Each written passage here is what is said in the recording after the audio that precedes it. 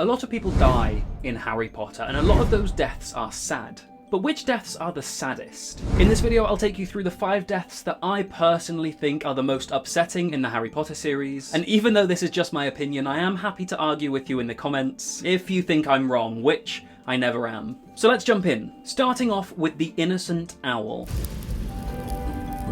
I know a lot of people would put Hedwig higher than 5th, but I think 5 is a fair ranking. And you might even agree when you see some of the deaths that I didn't even include on the list later on, because you start to realise how many people die and just how hard it is to make a 5 saddest list. But look, when it comes to Hedwig, we have had her from the start of the series. Her death symbolises the end of Harry's youth and innocence, and it really sets the tone for the Deathly Hallows. The sacrifices and the loss and the emotional rollercoaster of the whole last book. And honestly, Hedwig's death is so sad because, honestly, she had no business being part of the Battle of the Seven Potters. She could easily have been let out of her cage days earlier to go and fly somewhere safe, like with Mrs. Weasley. So Hedwig's death was completely avoidable and unnecessary. And honestly, part of me thinks this death was just so J.K. Rowling didn't have to write in Harry carrying Hedwig through the entire Horcrux hunt. Overall though, she was a poor, defenceless bird, it was an avoidable death, and Hedwig deserved better. In number 4 we have Cedric. Now Cedric's death could have been sadder. If he had been a bigger character in the books before the Goblet of Fire, and we knew more about him and his friends and his family, then Cedric's death would have been more impactful. But besides one Quidditch match in The Prisoner of Azkaban, we don't really know much about Cedric before the 4th book. He only really features in the Goblet of Fire. And so, because we don't know that much about him, about his life, or the people around him, the impact of losing him wasn't as significant as perhaps some of the other people that we lose later in the series. Because those other characters are more established in the story. We know more about them and their lives when they die. That said, Cedric was an innocent kid, simply in the wrong place at the wrong time. He honestly did everything he was supposed to do. He was talented and brave and kind and popular. And then he just got murdered, through frankly no fault of his own. And one of the saddest parts about Cedric's death is that he's murdered out of nowhere. There's no build-up, there's no anticipation, and then after he dies, the scene with Voldemort just unfolds as though almost like nothing happened. Cedric's death doesn't get much attention for another chapter or 2, until Harry takes his body back to Hogwarts. He dies abruptly, without the emotional fallout, without any frills, and it feels morbidly realistic. There's a line I think in The Fault in Our Stars about dying mid-sentence and how that's reflective of real life, and that's how Cedric's death feels. R.I.P. Dedrick. For a long time, Remus was one of my favourite characters. Don't get me wrong, I think he has a lot of flaws, but I still like him as a character, and so his death was quite devastating. I mean, he was the last Marauder, so there's a lot of significance to that. It sort of felt like when Remus died, it was the passing of the torch to Harry and his generation. But when you couple Remus's death with the fact that Tonks has died as well, and they've left behind Teddy, their son, who's now an orphan, it makes it a pretty devastating death. The only silver lining with it is that I think Remus, who's already pretty sad a lot of the time, if he had lost Tonks but survived himself, even with his son to bring him joy and purpose, he would suffer so badly with survivor's guilt. I mean, the poor man has lost everyone. So yeah, Remus's death, number 3 for me.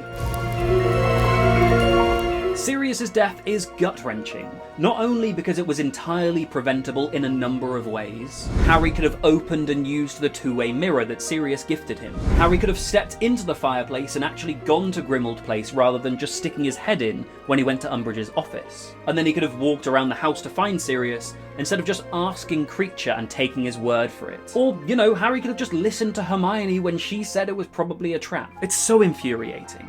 But the preventability of Sirius's death is one of the reasons it's so sad. And another one is Harry's reaction to losing his godfather, and Sirius being described as dying with a smile still on his face. The way he falls through the veil and Harry is convinced he'll be coming back any minute, and Bellatrix's reaction, the whole scene, the whole setup, is heartbreaking. And that's just in the moment without thinking about the emotional fallout. Harry finally regaining what he feels like is a father figure that could somewhat fill the void left by James. Because I know Hagrid and Arthur are somewhat father figures to Harry, but they're not like James in the same way that Sirius is. Sirius is like James, and he's like the father that James would have been. And I don't think Harry ever comes to terms with that. So yeah, Sirius's death is almost the most devastating, but not quite.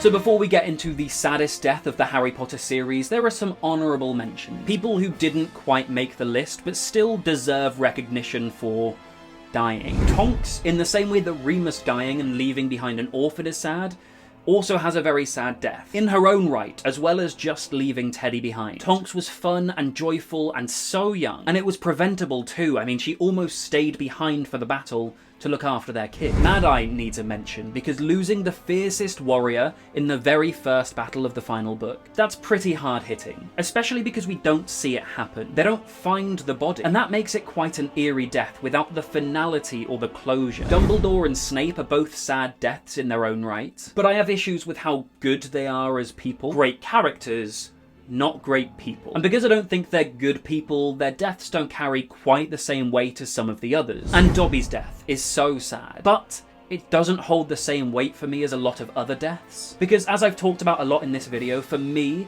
the emotional fallout of a death is often in the characters that they leave behind. The person who has died has gone, but it's the empathy that we have for those who feel the loss and have to live on through the story. Those who feel the loss most, that's what makes death the saddest for me. And as sad as Dobby's death was, the only person truly impacted by it was Harry. As innocent and fun-loving as Dobby was, and as much as he definitely didn't deserve to die, he's just not quite made it onto my list for that reason. The number 5 slot was close between him and Hedwig because they have that in common, but with those honourable mentions out of the way, I think the saddest death in Harry Potter is...